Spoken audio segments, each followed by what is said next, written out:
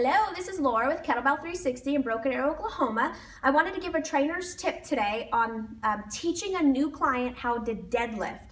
Some clients have a hard time when it comes to hinging and squatting. You know, it could be down to the mechanics of their ankles, but once you're past any FMS testing or movement issues and they're just not understanding how to hip hinge, there are some little things that you could do to kind of help with tactical cues, which I have had great success with.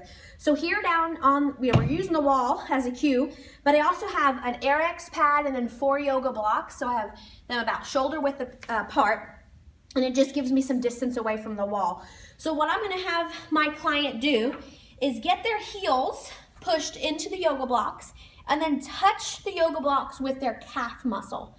Okay, so from here, my cue to them is to keep the heels and calf muscles into the yoga blocks. Nice tall torso, shoulders are in my back pocket, and then all I want them to do is reach their hips back and into the wall. And we'll just do this nice and easy, cueing their breathing, so they'll take a breath in and out. Tucking that tail under at the top, making sure that as they're coming up, they're not leaning backwards, because it's gonna be a feed forward drill into their kettlebell swing. So I'm gonna have them hold their hand on their chest, hand on their belly or pelvic area, keeping their chest tall, taking a deep breath in and out. Feeling that tail tuck at the top. In and out. Meanwhile, I'm watching for their calves. So if their knees start to drop at all and they're not reaching the wall, I'm gonna give them their tactical cue of pushing against the blocks. Again, push back, tuck under. If they're still not getting it and they're still dropping, then I'm actually going to place my hand in front of their leg, making sure that they're not pushing against, but they're dropping their knee forward. I want them to push the calf in. Once they get there and we can work on depth, I can add more RX pads or more yoga blocks to get them farther away from the wall. So another 3 to 4 inches they can chop back, understanding how that hinge works.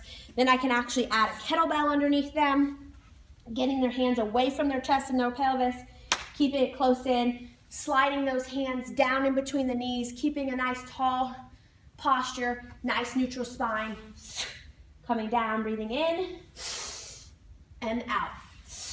And I will get them on this rhythm. We'll do this 15, 20 times, remove them from the wall, put them on top of a 24 kilo bell if they're a male, 12 to 16 kilos for a female. If they don't have the depth, then I'll actually put it up on yoga blocks.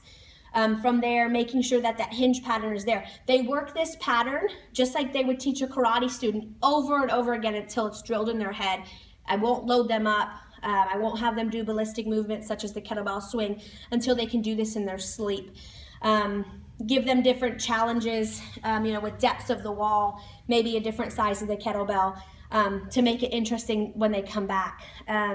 If they have issues in their ankles, maybe you can prop their toes up on a little bit of a wedge, or if you have your FMS board, maybe prop their toes up a little bit to see if that helps them get their hips back. I hope this tip was helpful, really easy. The apparatuses that you'd use are virtually what every trainer has in their facility to begin with. If you have any questions or concerns or comments, please give me a message or even comment on this video. I hope this was helpful. Thanks. This is Laura with Kettlebell 360.